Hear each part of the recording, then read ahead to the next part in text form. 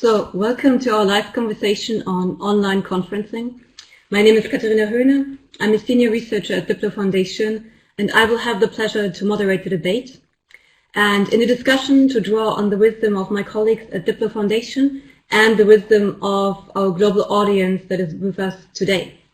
So today's topic takes place under the heading of Diplomacy Goes Virtual as Coronavirus Goes Viral, How to Organize and Run Online Meetings. So virtual meetings, online meetings are nothing new.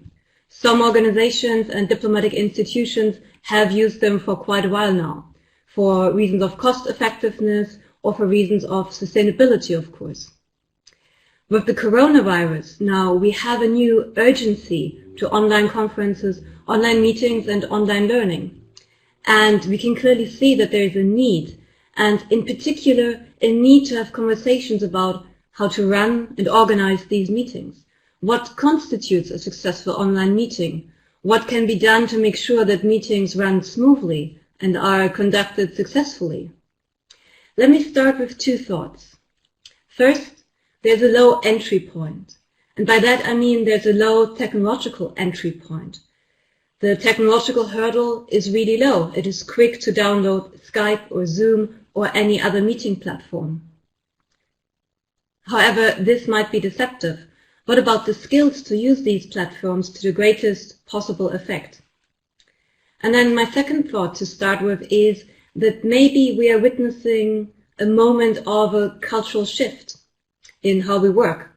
While we now have a crisis moment, this moment could well serve to change our attitudes to online conferences, online meetings, and online learning. So with our experts today, we will address technologically, behavioral, and protocol aspects of online meetings. Together, in dialogue and also with help of our data and AI teams, we will use the next 60 minutes to zoom in on online conferencing. Let me make two further points in advance. We meet online, but the big question is, how do we bring in the human dimension? How do we bring human interaction back? So what I did this morning is I took a couple of pictures of my office space so I could show you how my environment looks like. So what you can see is the view from my window, the desk behind me, so my second desk, the bookshelf, of course, and then last but not least, the rug that I have in the office. So just to give you a little bit of a human dimension. And when we introduce the speakers, we will do the same for them. Second, and this is actually, I think, the most important part, online meetings are all about the participants. They need to be as interactive as possible. And this brings me to you, our audience. The more actively you participate, the more you and us will gain from the interaction. So we have prepared a map of the people who registered with us. And what you can see is that this is a truly global event. But of course, we want to take the interaction further. So we have prepared a survey for you, which you can see just below my image. And the survey asks the following question. What do you expect from this session? And I would like you now to take a moment and click the option that you think is most relevant for you. So the options are to learn how to organize e-participation events, to choose the right platform, to deal with protocol and diplomatic aspects, or any other expectations you might have from the discussion. If you take that option, please use the comment function in the chat to let us know what are these points. And that also brings me to one element of further interaction. You can come in with your comments and questions, and we will monitor these comments and questions in the chat below. My colleague Natasha Perucic will monitor all comments and questions, and she will come in and then summarize what has been going on in the chat. So please don't hold back with your comments and questions. We're really waiting for them. But now, without further ado, I think it's time to introduce our speakers for today. I would like to start with Dr. Jovan Kubalia, who is the Executive Director of DiploFoundation and Head of the Geneva Internet Platform. Hi Jovan, good to see you. I assume this is your home office, and I also see you're in a bit more of a casual attire today. Yes, hi Kat. I adjusted to the protocol online meetings. Then next, I would like to introduce my colleague Arvin Cambery, our multimedia coordinator. Hi Arvin, good to see you. And we also see Arvin's view from his balcony. And then last but not least, my colleague Marilia Maciel, our digital policy senior researcher. And again, we're also going to see the view from her balcony in a second. Excellent. So as you can see, we're all joining from different locations. So I think while we're waiting for Maria to join us, it's time to get into the discussion. So Johan, I would like to turn to you first because there's a lot of experience to draw from. Your first online course for small island states dates back to 1998. So what is the parallel between this and what we're witnessing today? Give us some context there, please. Well, the common element between the 1990s Diplo in Malta and today is a necessity. At that time, due to the physical sort of remoteness, geographical remoteness, we had to use online tools to participate in policy discussion, academic discussions. We didn't have that advantage of our colleagues and friends in London, New York, Geneva, and other centers. Therefore, we discovered the internet and we started it using with the first session in 1998. And that is the common element between 90s and today, necessity as a driver for innovation. Okay, so when you say necessity opens up new possibilities, can you give us an example? Well, there are many examples. The first that we are connecting today, and there are so many participants. Second, we can advance the protocol and the use of protocols, streamline meetings, have less of longer statements, use AI to summarize discussion, and to have meetings more effective and engaging. Obviously, we will never have only online meetings, even after in this type of situations, but there will be always a smart interplay. But this occasion, this necessity can help us to push forward the effectiveness of diplomatic and other meetings. And how can this be done? Can you give us a bit of a flavor of how you make sure that you're conducting a successful online meeting from your experience? If you compare with the traditional meetings, usually you have long statements delivered by country representatives or increasingly by NGO, business and other actors. Those type of statements can be shared online. They can be shared in situ, but online delivering and reading long statements will make it a bit counterintuitive. We can deliver statements, we can compare statements by using AI, as one of colleagues from Swiss diplomacy indicated. We can indicate what are the common points between statement delivered by country A, country B. Therefore, we can move fast forward to the zone of possible agreement and build the elements for potential compromise, which is ultimately the aim of all good negotiations and diplomatic exercises. Thank you, Johan. And I think you already touched a lot on the diplomatic aspects of what we're discussing today, and I think this is something we should definitely get back to later. But I would like to switch the perspective now and actually go to, let's call it, the trenches of online meetings and online conferences, which brings me to my colleague Arvin. So Arvin, you have behind yourself more than 1,000 webinars and online conferences, remote participation and whatnot. So asking you a very general question, what advice can you give us? Hi, Kat, and hi to all. First, online conferencing is not about technology. This is not exclusively about technology. Of course, technology has to work, and it usually works in many cases.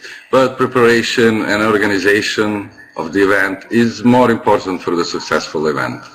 Thank you. So you say technology is not the most important factor, but still we need to choose technological platforms. So how can we choose them? And also let me connect this with the result from the survey. One of the key concerns of people with us today is to learn how to organize e-participation. So I think for some of them the technological question will also be important. So how do we choose? Do you have any advice for us? Sure. Today, due to this really global situation or COVID-19 outbreak, all major companies, services offer free of charge online participation services. Main conference platforms such as Zoom or WebEx or Cisco's WebEx or Adobe Connect,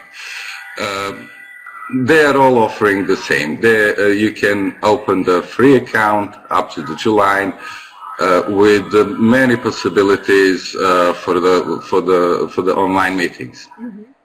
But most other platforms use similar approach as those I mentioned, like Connect, Zoom, or WebEx. But you can find about that more on from our survey that is on our ConfTech website. Well, let me just drop a few hints for anyone who is now willing to hear a direct tip. For example, for fast interaction between teams and sharing a workplace in your organization, we at Diplo tried and suggest Skype and other Microsoft tools such as Microsoft Teams. For Google Suite users or whoever is managed through Google Suite, managed organizations through Google Suite softwares, of course, Hangout and Classroom as a Google solutions can help. For big conferences, events, or public announcements such as like town hall meetings or conference events with the massive online participation, we suggest to use robust tools like WebEx or Zoom. If your audience is assessing real low bandwidth, for example, and or using mobile 3G networks, we suggest cloud-based services as Zoom, for example, which now release the bandwidth from the side of the user, and using a cloud infrastructure, actually, you can have many people connected at the same time. If your organization needs a special effort on an individual participants, for example, such as needed in e-learning or specialized services, for that, use Adobe Connect. Adobe Connect has a great breakout rooms, so you can have a multiple one-on-one classrooms or sessions and a join place all under the same URL, for example. If you need a license for many users in your network and you can't afford it, use free and open tools such as BlueButton, for example, or Jitsi, two of them. You can tweak your platform to suit your need, actually.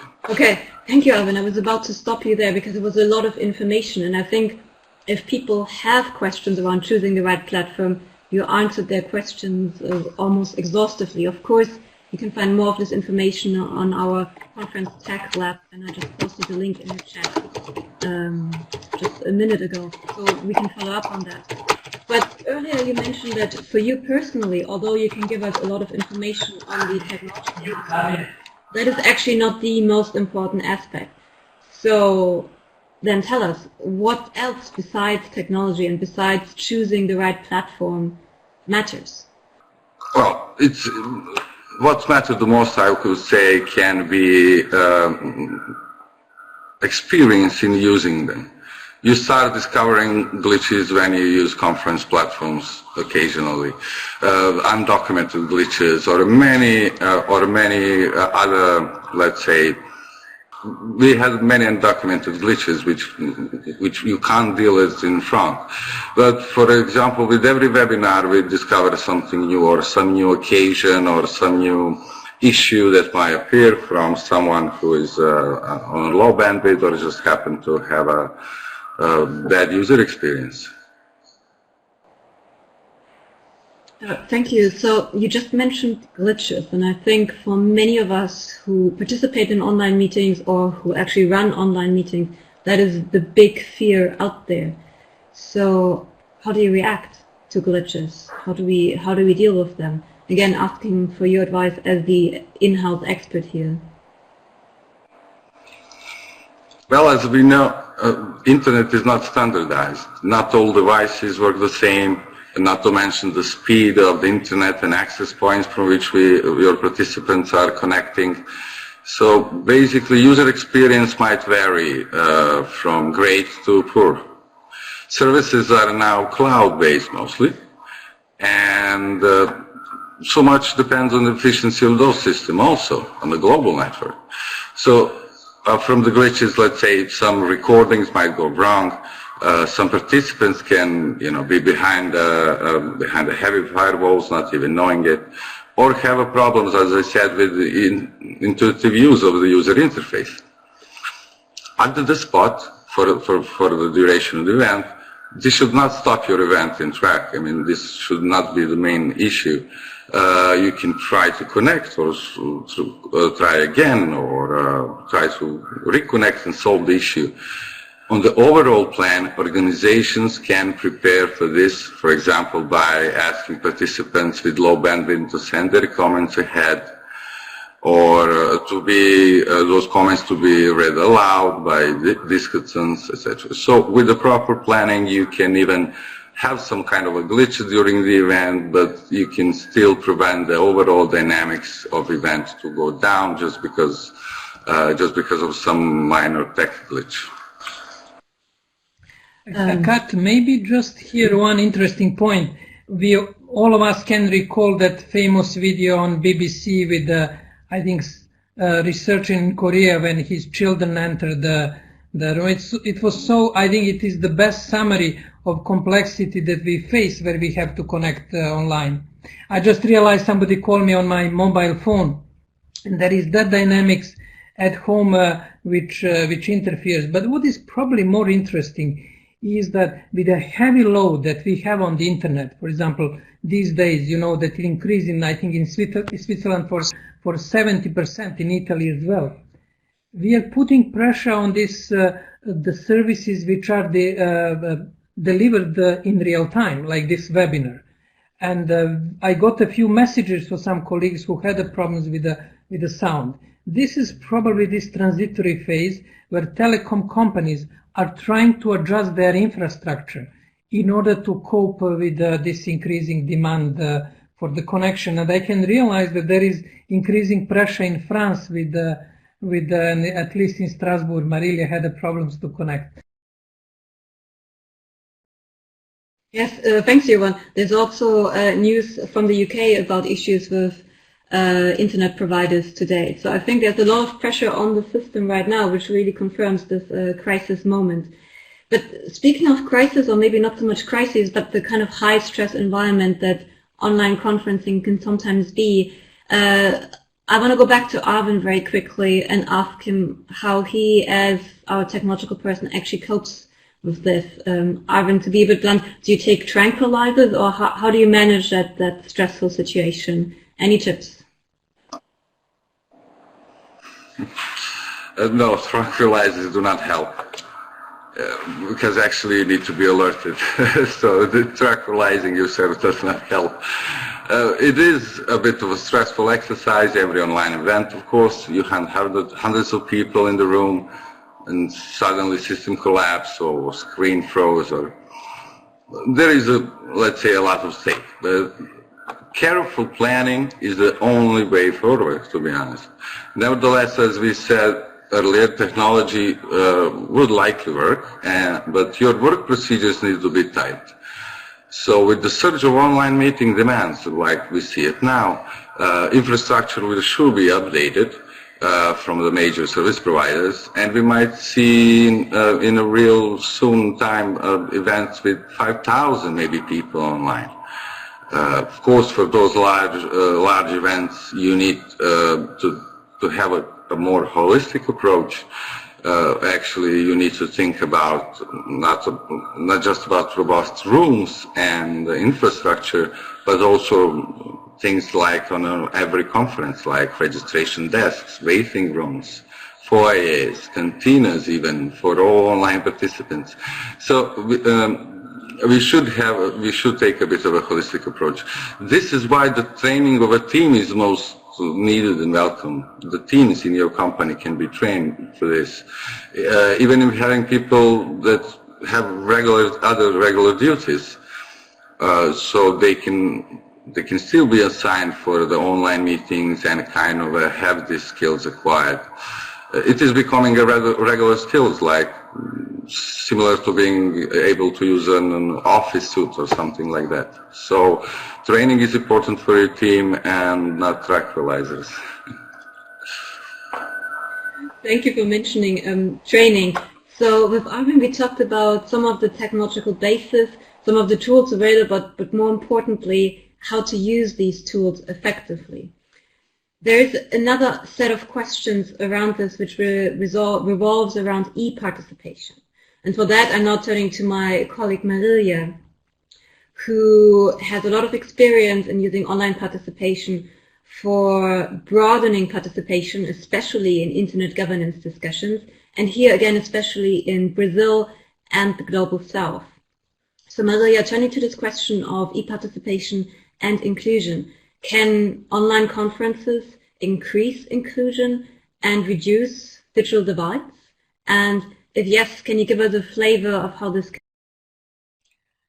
Thank you, Kat, and I trust that you can hear me well. I had to switch to 4G because the mobile provider at the moment is providing a better service than our fiber connection in the house.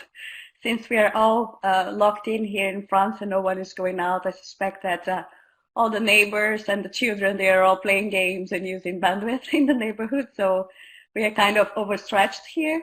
But I'm happy that everything worked well. And I think that Arvin takes tranquilizers, because while he was speaking, I was in the Skype back channel sending him messages. Arvin, what should I do? Do we have a plan B? How can I connect? And he was like speaking and juggling many balls at the same time. So chapeau. And this is one of the proofs that nothing is bulletproof. And I think that one of the things, before coming to your question, that we need to have is not to have double standards between what we are ready to accept face-to-face and what we are ready to accept online. Sometimes when we arrive in a meeting room face-to-face, the screen is not working, the projector has a problem, and we're okay with that. We just, give it 15 minutes to the tech team. We go, we grab a coffee, we talk to the person who's next to us in the meantime. And when we are online, we don't seem to have that patience. And if in 5 minutes the meeting doesn't start, oh my God, it's a complete failure and we are ready to go do something else. So I think it's important that we develop these sensitivities too, as we turn to online options and perhaps make it more alike our face-to-face patience with this tech failures and problems. But yes, definitely e-participation has a big potential to raise inclusion. Actually, that's how the discussion started in internet governance, how to include people who were short on resources, be it financial resources or human resources, to participate in meetings. Just remember that internet governance meetings are intrinsically global. They happen in every continent, and it puts a lot of strain. Think about small countries with reduced staff to follow everything that is going on, or civil society who doesn't have much resources. So when the idea of e-participation began to be discussed in internet governance, it was very much connected with connecting the unconnected, making sure that those that could not attend meetings had a voice. Of course, the situation has changed, and e-participation is a reality for all of us.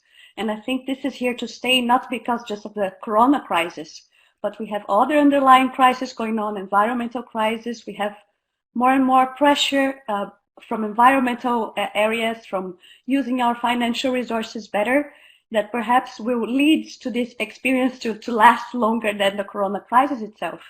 But with internet governance, what we understood from our experience is that, first of all, if we really want to promote inclusion, there's a set of technologies that we need to put in place at the same time.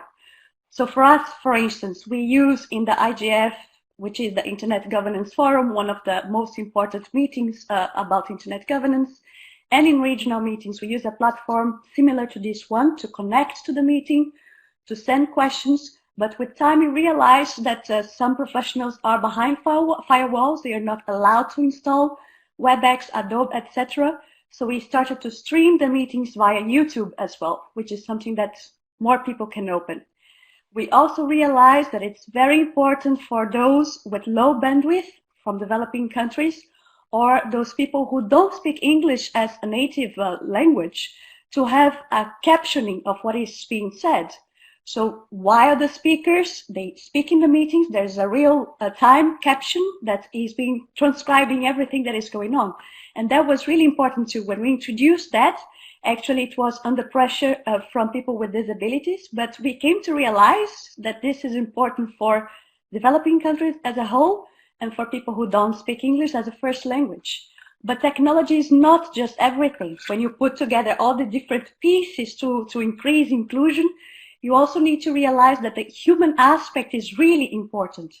So if you don't have trained moderators that will make sure to bring in those people who are participating remotely timely, then they just feel excluded from the whole process. So we needed to work with moderators to make sure that they really recognize the people who are online, that they create some kind of interaction with those who are online throughout the meeting. So that human aspect sometimes is really overlooked. We focus too much on the technology and we forget how to bring in people who are on the other side. And that was really important. Methodologically speaking, we have learned a lot throughout the years.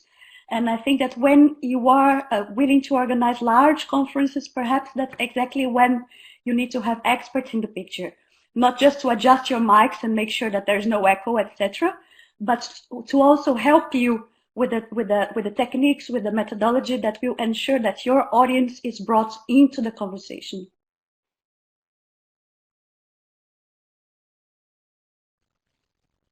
Thank you, Maria, for more than two things, but two things really stuck with me. This reminder of being patient, but also the importance of being inclusive and of training people to allow for an inclusive environment. So speaking of e-participation, let me quickly go back to our survey. What do you expect from the session? And still the majority of our audience, for them, the most important thing is to learn how to organize e-participation events. And so we've provided a lot of information on that.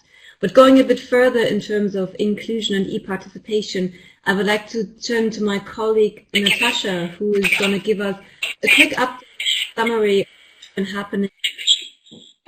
Thank you, Kat. There is a very lively discussion in our chat. I hope that we were able to overcome all the technical difficulties. So I will just summarize some of the key points that I gathered from the discussion. A lot of the participants are actually sharing their experience with the use of online platforms.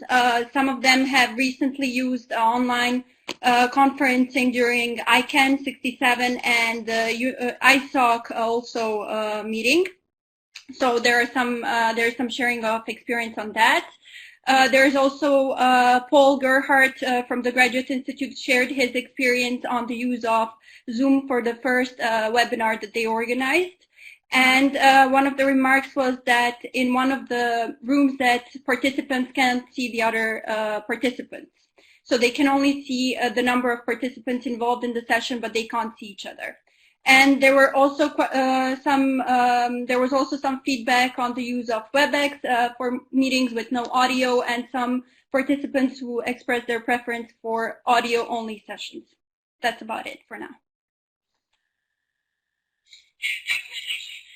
Thanks, Natasha. This also brings me again back to you, our audience. Any questions and comments, please put them in the chat. And I think for the second half of our meeting, I'm particularly interested in your questions for our experts here. But now let me turn back to Maria and ask for some more concrete experience. In the comments and in your intervention just now, we heard already a number of examples from the sphere of internet governance. And I think there are a couple more things you can speak on, especially in terms of giving us a bit of a flavor of how to organize these events and how to organize around e-participation.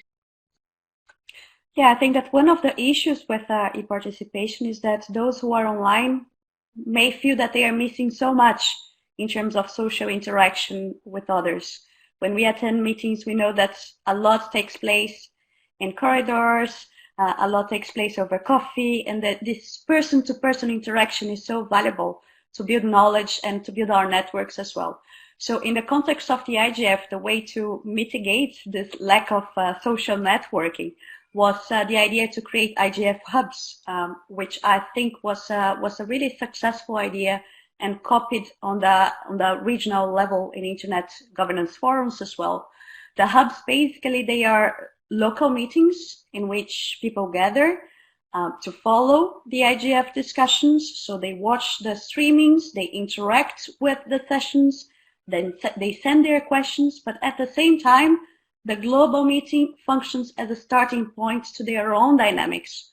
So by the time that they disconnect with the IGF, they have their own local discussions, and the global discussions serve for them to contextualize the global issues from a local perspective. So what are our own problems in terms of cybersecurity or privacy or access?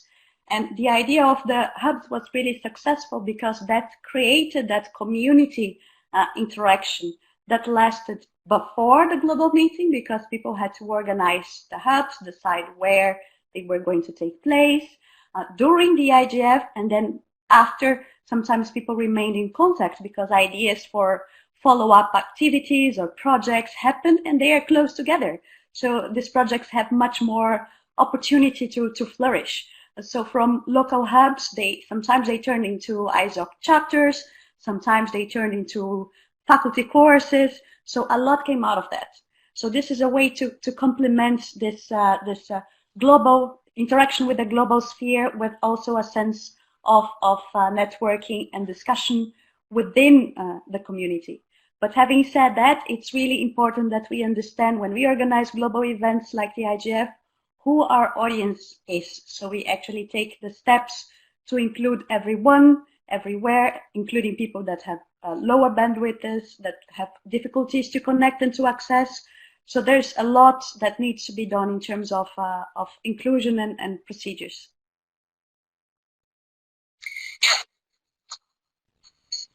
Yeah, let me follow up on that, because my impression is that particular challenges from the global south. So how do we organize these events in developing countries? What are particular challenges? First of all, I think it's really important for organizers to know their audiences. So usually when you organize an online meeting, you do some kind of registration, even for online participants, so you can send the link for them to connect with you. So if you understand where these people are coming from, you can predict if your audience is going to have bandwidth problems, or they located in a developing country, and you can take measures to prevent that. That can be many different types of measures, as we mentioned, but as I mentioned in the IGF, we used captioning, and that was really effective for people with lower bandwidths. But you can also foresee that some of your experts, for instance, will need to send videos in advance, and you can prepare for that. You can ask people to sort of collaborate by sending questions, sending inputs to the session that you can transmit to the speakers, so some of their points are covered in advance. And of course, sometimes when we organize a global meeting, we need to make sure that the agenda also resonates with a local audience. If you want to bring in people, you need to give them something that they can relate with in their lives. So if you plan to organize a global meeting, it's very important to pay attention to the agenda and to make sure that e-participation is embedded in the process. Ideally, it's good if people can practice e-participation throughout the year. If you have a global meeting like the Internet Governance Forum that happens once a year, it is really good if people can have smaller meetings using e-participation tools in the process of building up to the IGF, so they can understand the technology better, they become more acquainted with it, and now function that as a training. So the day of the event, that it will all come without saying. The technology will be just there to support and assist you, but people will have the experience with it. So that, I think, it's all very important.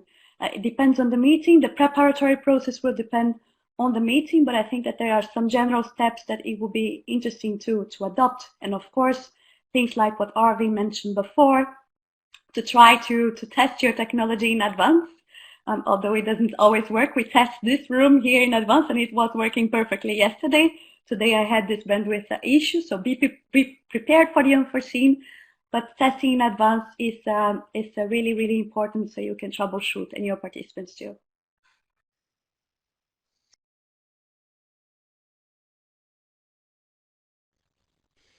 Thank you, Maria. A lot of very practical examples and very practical tips and tricks. There are a couple of questions online that might relate to this, but I think let's come back to them later and zoom out again.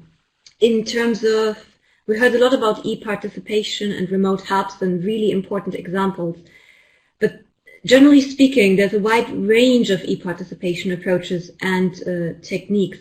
So one of the questions is, how do we navigate between them? And for this zoomed out view, I would like to turn to your.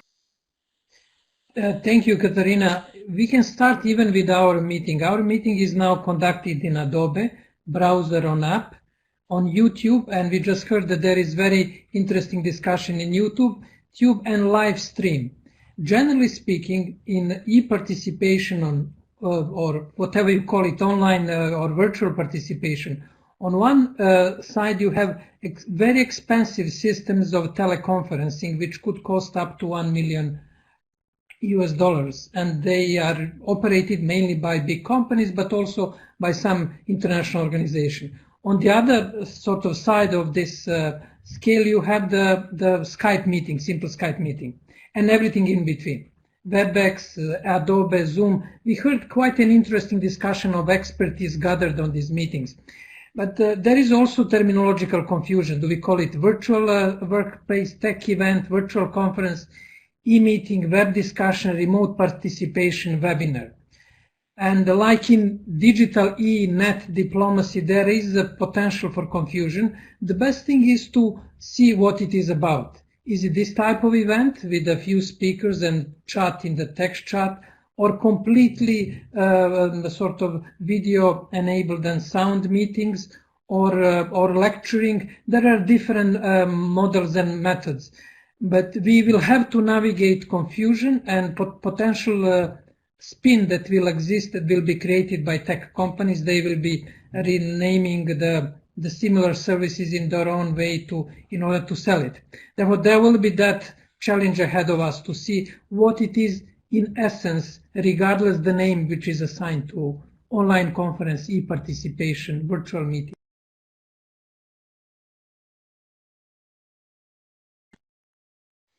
Very important point on the question of what is the essence of a certain platform.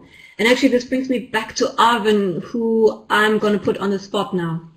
A question like this already came up a bit, but let me be more concrete. From your experience, how do we choose the platform? And in preparation for this meeting, there was a lot of testing and making different choices and trying to understand what are the best choices for different people in different situations. So very quickly, can you run us through some of this thinking and some of your research in that regard? Thanks, Kat. As Johan mentioned right now, the purpose of the event is it's really important for choosing the platform. And he said that this varies, the type of meetings, type of online meetings vary from the single person-to-person, head-to-head meetings to large conferences. Actually, online tries to recreate everything, every kind of meetings or participation we have in situ. So different crowds, different types of events, different security level of your data exchange, etc. But overall, to have all that, all scooped in one place, please, again, as a great resource, go please to our website, ConfTech Lab, where we actually showcase 12 platforms and put most of their availabilities and other things which is important in choosing. We put them in a table there, and we also explained the idea behind three types of events: when all of your participants are online, or when someone is in situ, etc. We now, due to COVID outbreak, see that the main focus is now for everyone to be online. But even when this passes, I guess the online participation will be here to stay. And we assume that we will have also blended events with people who will be in situ or in conference rooms, etc. So again, decide first how to run your meeting, and there you can find of course, on our website, you can find the answers on what will best suit your type of meeting. Of course, in my first talk here in this webinar, I gave a short overview on and few use cases which are most common. So again, consult our page. We did it there. Thank you, Arvin. And now I'm turning back to Maria, and I'm putting her kind of on the spot. Maria, can you outline main steps in preparation and running of events, and then maybe also do's and don'ts in? Actually, as I just replied to the question, there are some organizations that prepared guidelines for e-participation. And of course, these guidelines can be inspiring and give us some shortcuts to avoid some common mistakes. But actually, I think that the most important is to know your audience and the type of meeting that you're planning to organize. Right now, since we are in this crisis, I think that many teams that used to work together in the same building, they need to organize online meetings. They are people who know each other a lot. So the kind of interaction that they will have when they meet online will be completely different from the interaction of a big conference, a global conference in which you have unknown attendees connecting with you. I think that what is key is what Arvin mentioned a couple of times: preparation, preparation, preparation.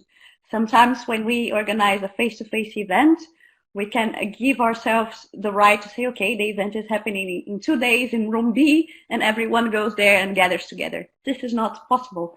If we want to organize a successful online event, we need to choose a platform. We need to inform our speakers what to do. We need to send clear communication, the link in advance, give opportunities for people to test their equipment. So there's a lot more thinking and preparation, and I think that spontaneity is a little bit lost. However, there's a lot that is gained on the other side. It allows teams to work together worldwide. It opens other opportunities, and I think that it's about time that some organizations take more advantage of these opportunities that online participation and interaction offers. I think preparation is key. If you are going to have speakers delivering presentations, it's very important that they are aware of basics of interaction. So when you speak online, you speak a little bit shorter, even more than you would speak if you are face-to-face. Attention span tends to be lower when you are online. You have many tabs and distractions in front of you. So there's a little bit of, let's say, social interaction standards that need to be adjusted. But the do's and don'ts are really not so many. I think that the big thing is to make sure that your audience is included. So don't leave questions just until the end. If you can bring in questions throughout the discussion, that's the best way to do. And make sure that your event is interactive, information is clear, and that your speakers are prepared to what they're going to encounter. Because for many people, it's the first time that they're speaking online. And that can create a little bit of shock when you see yourself on the screen. And so it takes some getting used to. So testing and making it clear is very important.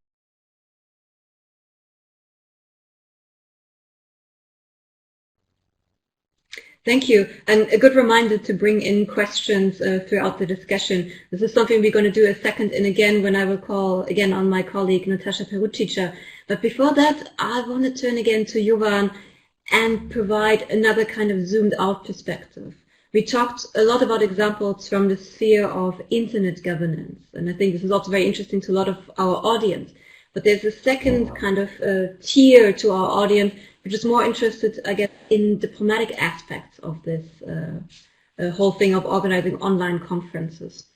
So Jovan, you were one of the people who provided input into an article on the Brexit negotiations are not ready to go online yet. And I'm going to provide the link in a second. And combining this with a question on can we replicate diplomatic protocol online? And more generally speaking, what are your observations on diplomatic practice that now has to go online? Thank you, Kat. There are probably 3 points. For some extremely important politically charged meetings, we'll need still in situ meetings. But in this case, or in the case of Icelandic volcano 6 or 7 years ago, it's simply not possible to meet in person. Therefore, in this type of situation, we'll have to adjust protocol and etiquette and procedures. Since online meetings, what Marilia mentioned clearly, require very almost military-style preparations. They have to have a clear procedure, clear purpose, what Richard mentioned in his comment, and clear expectations about outcome. Therefore, procedures are there. There is a naivety to think that spontaneous online can replace procedures. Now, when it comes to protocol, we have to recognize that protocol is not just invented for the sake of protocol. It provides the country representatives with the standing to represent their countries. There is a responsibility around it. There is also symbolic value in representing countries. Therefore, that type of protocol has to be a bit fixed with some procedure for which for outsiders look unnecessary, but that has to be recreated online when it comes to motions, point of order, submitting comments, drafting or negotiating, which is extremely important. Again, Richard brought it in his comment. This is extremely important part of diplomatic negotiations. Therefore, around these exercises, we need to have protocol and procedures, and it has to be adjusted for online space. And we are preparing document comparing traditional protocol with the sort of online protocol, and what are the elements where we can make easy connection, and what are the other elements where traditional protocol will need to adjust in order to be useful for online meetings. I'm not discussing this type of online meetings, which are more idea sharing and academic. I'm discussing about, I'm mentioning official meetings, which are discussing important issues of relevance for the global peace, climate change, security. And those meetings will require some level of the official protocol. Over to you.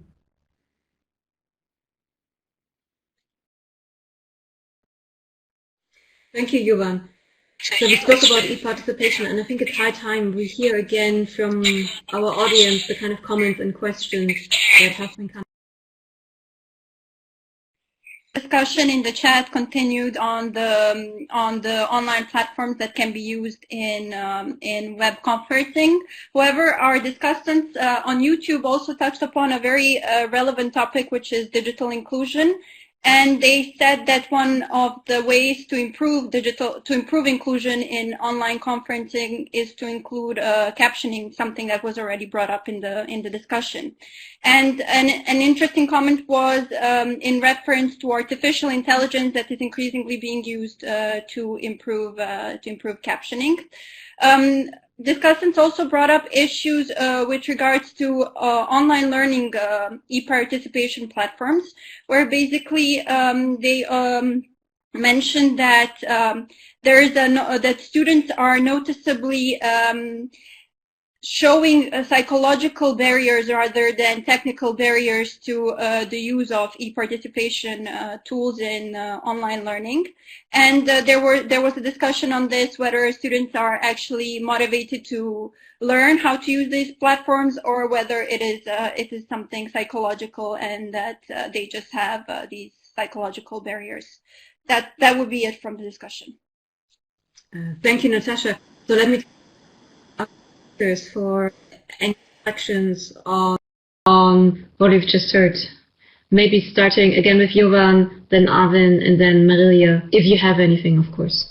Well, the highlight probably are in two keywords, preparation and moderation. Those are 2 points that can make or break any online meeting, like traditional meetings. Therefore, preparation should start early enough, and one has to invest heavily in the moderation, technical moderation and online moderation. And I hope that Arvin, in follow-up to this meeting, can summarize what type of preparation and moderation he put in order to ensure that there are 3 channels of communication and robustness of the exercise. Therefore, preparation, moderation, 2 keywords.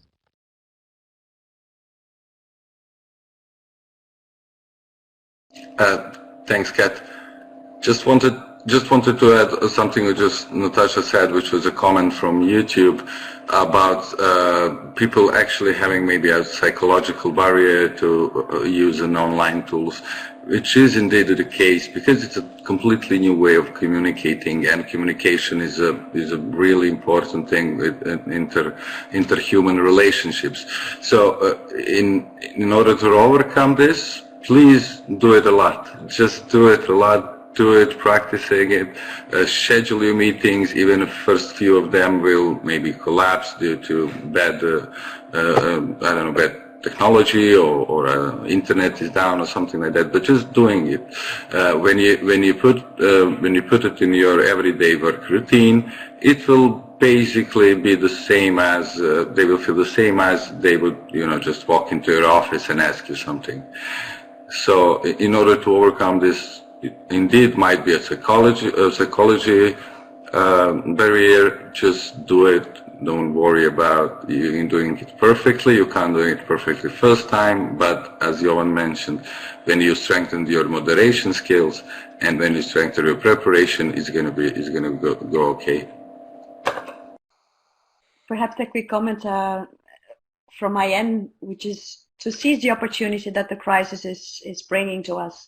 I know that there's a lot of difficulties and sadness involved, and people's lives are changing. But crisis is usually like this. It brings difficult things, but it also brings us the opportunity to rise above ourselves. And I think that it's becoming clear of how countries are reacting, the solidarity that we're seeing in many places, and from the small perspective that we are discussing here of something that may be trivial compared to the human dimension of all of this, I think it's really important that we take the opportunity to integrate this in our lives, not just for the crisis, but also for the future, thinking about the resources that we need to save, thinking about the work that we need to do, how we can work better, more efficiently, and protect the planet and protect our health, and et cetera, integrating these tools and making them part of our lives whenever possible. Whenever it's not possible, let's continue to meet, and it's wonderful and to meet colleagues too, face to face, and of course we miss that. But when it's possible, why not integrate these tools more and more? So let's take the crisis moment to seize the opportunity. Thank you. So we promised to take exactly 60 minutes of your time, and one important thing about online etiquette and e-participation and online conferences is to keep that promise. So what I would like to do is to invite our three speakers for maybe a very short final word before we conclude the session. While they do that, we have another survey for you, but just a very small one to ask about your satisfaction with the meeting. So that survey will come up now.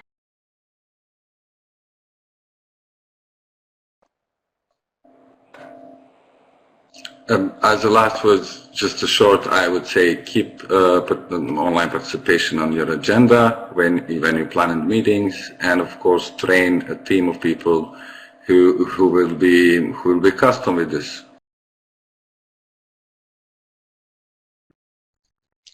Well, let's change our cultural behavior and look for help when we need. I think that Diplo has provided a good page with resources for those who need more information to make this transition.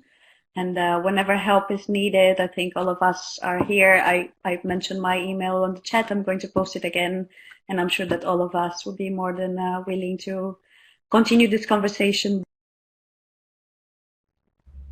Kat, what is happening now, like Angel answering Matthias' question about the robust systems used by G7 and the EU. We have also exchange among participants, which is a great asset. As a direct follow-up, Diplo will start online course on 30th of March, which will lead to special certification on online meetings. We'll also conduct webinars on the issues that were raised during today's webinars, like usability of platforms, security, question of protocol and diplomacy, question of participation of small and developing states. Therefore, please stay tuned, register for the updates, and the two immediate updates will be webinars on specific issues, digging deeper into issues that were mentioned today. And we expect your participation. And second update is a course on online conferencing that will start on 30th of March. This information will be provided after the webinar later on this afternoon. Thank you. Thank you. So all that's left for me to do is thank our three speakers for an excellent webinar packed full of information, insight, but also humanity. And then most importantly, thanking our online audience for their questions and comments. If I see correctly, we had at least 120 participants on this platform and on YouTube combined, which is excellent. In the beginning, you saw the map of our registered audience, which was spanning the whole globe, which is fantastic to see. As Johan said, we will follow up. If you want to email us, you can email us at conftech@diplomacy.edu, especially if you want to tell us something about the topics we should be addressing in next week's debate. Email is conftech@diplomacy.edu. So again, a warm thank you to everyone. It was an absolute pleasure to moderate, and we will be seeing each other in 1 week or in the online course, I hope. Thank you.